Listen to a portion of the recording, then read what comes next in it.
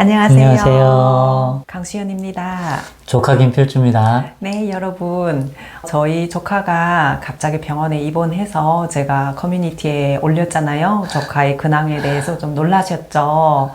다행히 조카가 병원에서 수술을 잘 받고 지금 회복 중에 있으면서 대한민국에 와서 어떻게 살고 있는지, 대한민국의 좋은 점이 어떤 것이 있었는지 관련해서 대화를 나누려고 합니다. 조카, 어때? 이번에 수술 받고 괜찮았어? 네, 수술은 간단한 수술이었고요. 갑자기 수술 안 하면 안 되는 상황이었어서 받게 된 거고, 그리고 또 새해 시작하면서 조금 더 건강한 몸으로 한 해를 보내기 위해서 수술을 받았습니다. 그래서 이모가 커뮤니티에 공유할 줄은 전혀 생각을 못 했는데 사진까지 같이 올렸던데 일단 시청자 여러분들이 또 저의 안부를 여쭤주시고 또 기다린다고 그래서 어쩔 수 없이 올렸다고 이모가 얘기를 하더라고요. 그래서 그 부분에 있어서 그런 거면은 잘 올리셨다고 그래서 감사드립니다. 저에 대해서 이렇게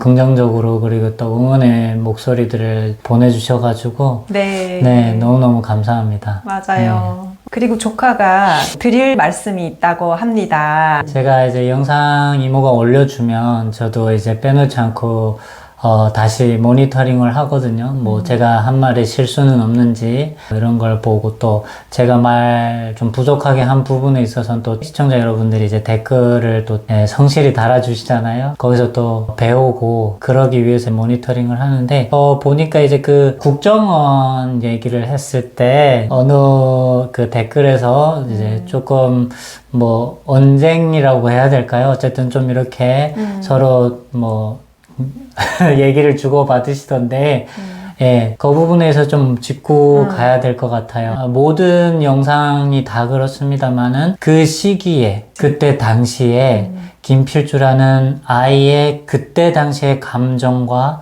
그때 당시의 기분과 그때 당시를 묘사한 거라는 부분을 간과 안 해주셨으면 좋겠습니다.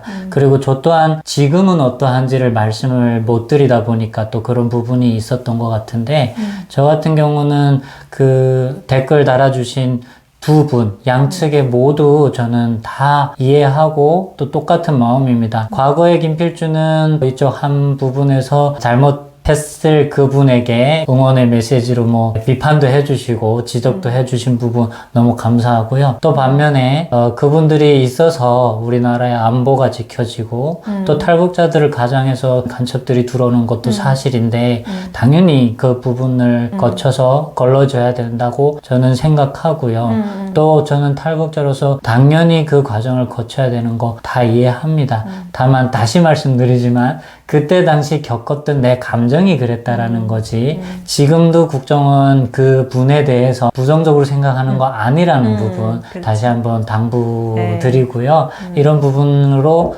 소중한 우리 청취자분들끼리 서로 이렇게 기분이 상하거나 이런 상처 아닌 상처, 불쾌 아닌 불쾌감을 갖지 않으셨으면 좋겠습니다. 그래서 이 부분은 부탁드리겠습니다. 지금의 김필주는 그 누구보다 대한민국에 감사하고 그럼. 대한민국에서 누리는 모든 것들에 행복하게 살고 있으니까 앞으로의 영상도 그렇고 또 다른 분들이 못 본 저의 과거 영상을 보더라도 오해 안 해주셨으면 감사하겠습니다. 국정원 분들 너무너무 고생 많이 하십니다. 그래서 좀 조심스러워서 시작하기 전에 이렇게 한번 좀 짚고 넘어가 보겠습니다. 그분들이 수고와 노고에는 저희가 그분들이 있기 때문에 대한민국이 이렇게 보호가 되잖아요. 그럼요. 그분들 덕분에 탈북자인 저들도 간첩들로부터 안전할 수 있는 거죠.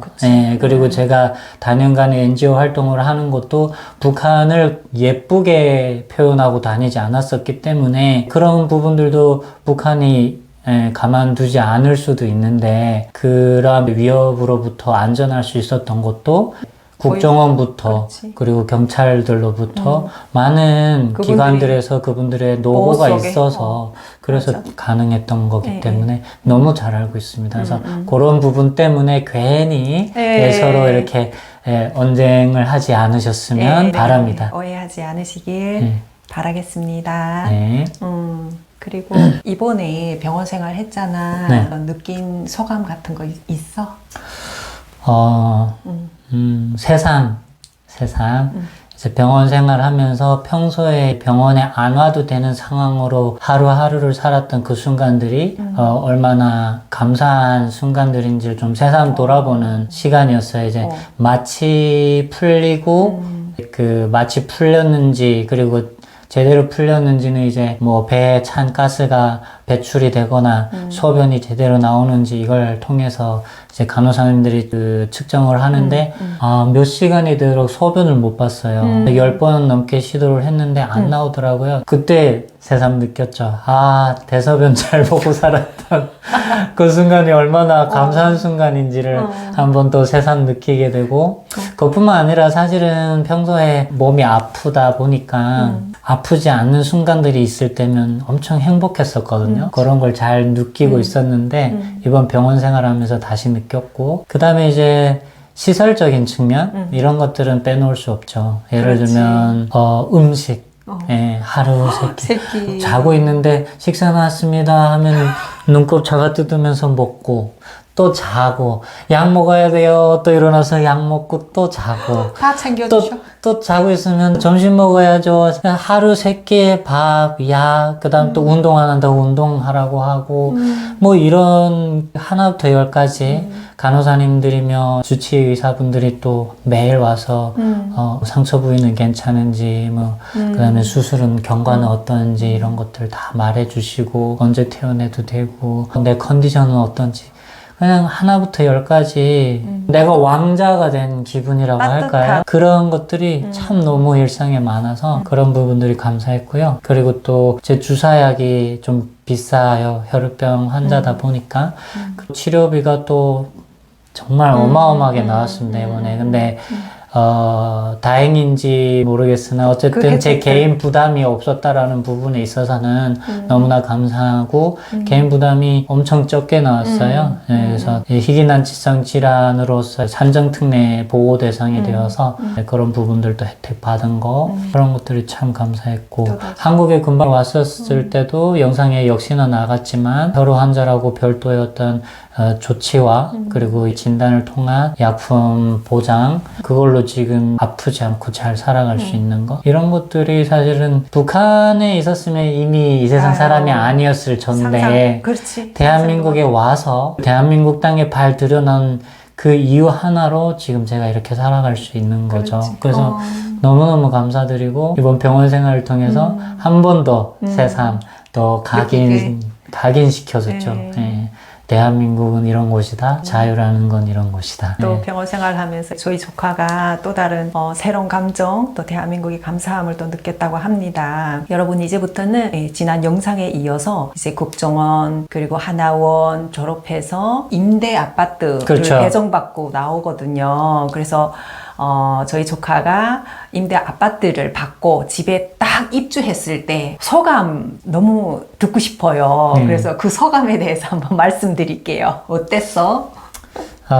그 천막에서 살았던 기억이 강한 저한테는 너무 이게 말로 어떻게 다 표현하겠습니까? 그 형용할 수 없는 어떤 감사, 뭉클 그리고 뭔가 놀라기도 하고 감동 뭐 등등 많은 것들이 놀라운 이런 것들이 복합적으로 느꼈던 하루였는데 그 순차적으로 보게 되면 일단은 국정원에 들어갔을 때 대한민국 하늘 언제 보나 싶었던 그 조사 기간의 그 불안함을 넘어서 또 하나원 안에 있을 때 3개월 동안 교육받으면서 아 빨리 대한민국 자유의 땅에서 내 능력껏 그렇지. 나가서 뭐 흔히 하는 아르바이트도 해보고 싶고 그냥 울타리 안에서 벗어나고 싶었던 마음이 컸던 터라 드디어 이제 나오게 됐던 거다 보니 그냥 너무너무 좋았죠. 그것도 내 집이라고 하니까. 그래서 또 왔는데 그것도 아파트래요. 그러니까. 북한에 있을 때는 땅집에서만 살다 보니까 자연재해나 비가 오게 되면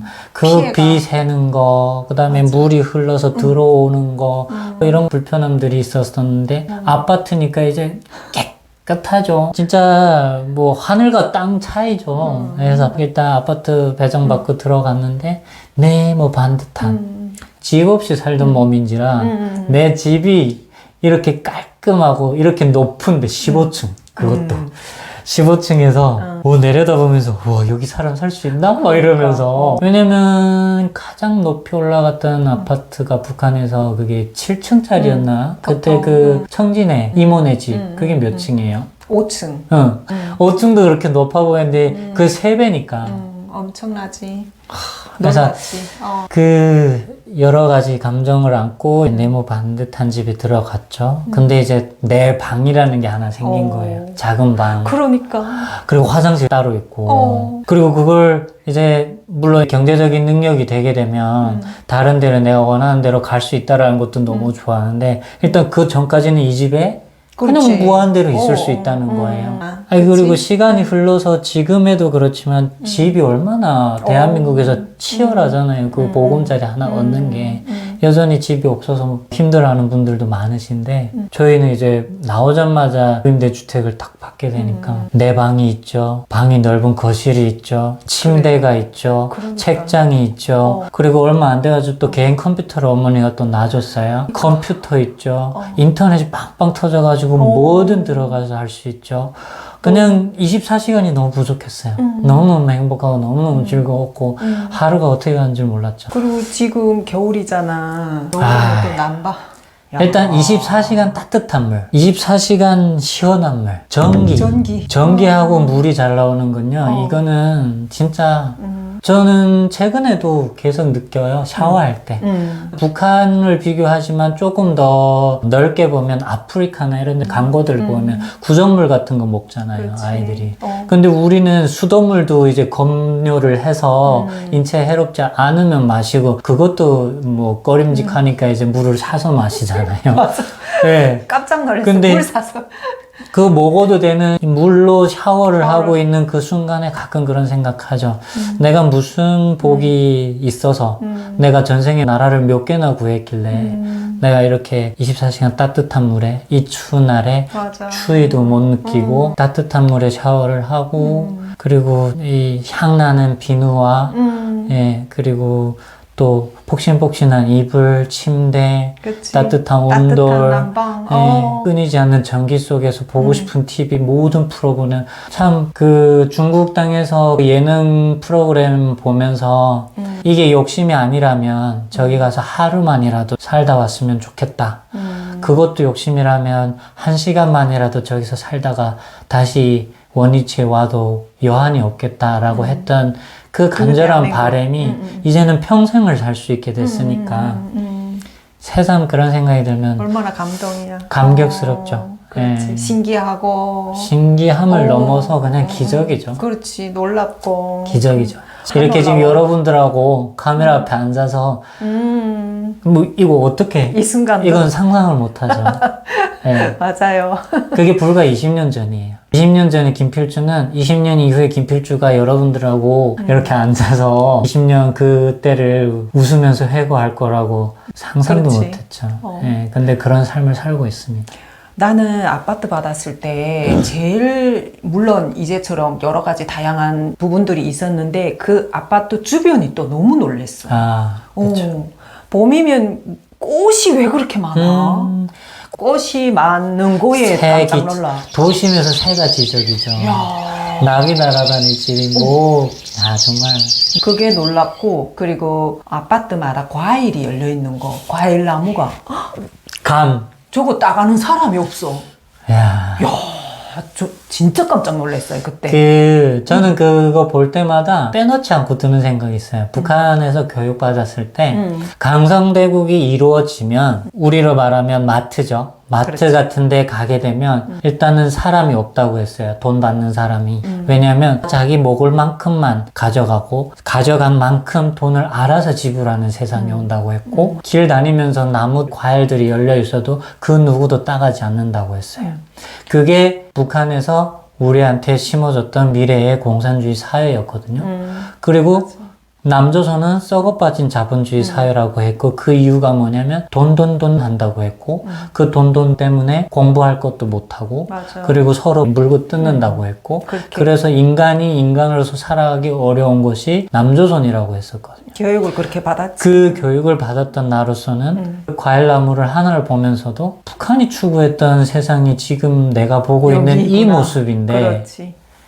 아이러니하게도 썩어 빠진 자본주의 사회에서 북한이 말했던 공산주의가 이루어져 현실이야. 있네? 라는 생각을 하면서 좀 만감이 교차하죠. 그래서 저도 이제 그 과일나무 보면서 많은 생각을 합니다. 그 다음에 뭐 또 많죠. 이제 저희 집은 이제 김포공항이랑 가까이에 있습니다. 그래서 비행기가 엄청 낮게 날거든요. 그래서 처음에 왔을 때는 비행기가 아파트를 이렇게 부딪히는 줄 알았어요. 그래가지고 소리도 요란하게 들리고, 그리고 비행기 그 할주로 내려갈 때 뭐 바퀴가 내려오잖아요. 그 바퀴 구멍이 열리는 것까지 봤단 말이에요. 그러다 보니까 처음에는 진짜 놀랐어요. 진짜 너무너무 놀랐어가지고. 너무 크고. 그 심지어 할머니가 왔을 때는 야야야야야 막 이랬었거든요. 그래서 우리는 아니까 대처했지만 할머니 그때 거의 진짜 놀래서. 적절한 표현인지는 모르겠지만 시겁했었죠. 비행기가 사고 난다고. 예, 그 정도로 이제 비행기를 그렇게 가까이에서 또 본 것도 신기했고. 너무 그 다음에 신기했어. 아파트 단지 안에 버스가 들어오고 택시가 들어오고 심지어 승강장이 다 있고 버스 시간 다 알려주고 네, 교통이 너무 잘 돼 있고 그래서 아파트에 대한 이런 신기하고 놀라운 그런 소감들 그 다음에 많아요. 에피소드 하나 있어요. 일화가 하나 있어요. 그 네모 받던 집에 가기 전에 있었던 일인데 아파트 단지 관리 사무소가 있잖아요. 거기에 먼저 들러서 집 키나 혹은 집 호수나 뭐 여러 가지 좀 챙길 게 있어서 엄마랑 거기 들어갔죠. 도우미 아줌마들이랑 같이. 그리고 도우미 아줌마들이 어디 몇 동 몇 호에 가면 돼요 라고 해서 네 하고 받을 거 다 받아 들고 엄마하고 나섰는데 들어왔을 때랑 나온 다음에 이제 방향을 길치가 돼버린 거죠. 그치. 방향은 다 봤는데 건물이 다 똑같이 생겨가지고 도저히 그리고 6월에 나왔어가지고 숲이 아까 말한 것처럼 나무들이 다 있고 나무들이 울타리 다 치워져 있고 그래서 시야가 확보 안 되다 보니까 동을 확인할 수가 없는 거야. 그렇지. 그래서 다시 관리사무소 들어가서 어디로 가야 되냐고 뭐 집을 못 찾아가지고 내 집을 그래서 내 집을 못 찾고 그랬던 적도 있어요. 그래서 집을 찾아 들어가서 말씀드린 것처럼 그런 것들 느꼈죠. 주차장 놀랍지 않아? 야. 일단은 주차장 처음 해봤을 때 아니 대한민국 사람들은 얼마나 잘 살길래 이게 지금 다 개인 자가용이라고 하는데 대체 얼마나 잘 살면 모든 사람들이 다 이렇게 차를 몰고 다니지? 이랬거든요. 맞아. 왜냐하면 제가 생각하는 자가용 소유는 북한의 중앙당 간부급이 돼야 돼요. 그렇지. 네. 이거는 지금 북에 있는 제 또래 친구들도 여전히 그렇게 생각할 거예요. 그래서 제가 지금 운전하고 다니는데요. 아마 만약에 우리가 이제 이 유튜브처럼 영상으로서의 공유가 돼서 북한에 전파를 할 수 있다면 친구들하고 한번 이렇게 라이브로 소통을 해보고 싶은데 그때 가장 먼저 해보고 싶은 말이 야, 나 운전하고 다녀예요. 그러면 과연 반응이 어떨까? 난 내 집이 있고 내 방이 있고 내 컴퓨터 있고 내 자가용 몰고 다녀. 다니는 회사도 있고 회사에도 내 개인 책상이 있어. 개인 컴퓨터가 있어. 이러면 과연 안 믿을 것 같아. 북한에 있는 내 친구들은 안 믿을 거예요. 안 믿을 것 같아. 그 개성공단에서 일하셨던 분들이 그 개성공단에 온 북한 주민들한테 남한 경제 상황들 얘기했을 때 처음에 하는 말들이 에이 말도 안 된다 거짓말하지 말라 이런데요. 분명 그럴 거예요. 그렇지. 그래서 안 믿지. 다른 말로 하면 저는 그런 삶을 살고 있는 거예요. 그렇지. 처음에 왔을 때 그 기준이다 보니까 무슨 돈이 많아서 이 많은 차들이 그리고 이 넓은 주차장에 차 넣을 공간이 없는 거예요. 진짜 놀랬어. 그래서 야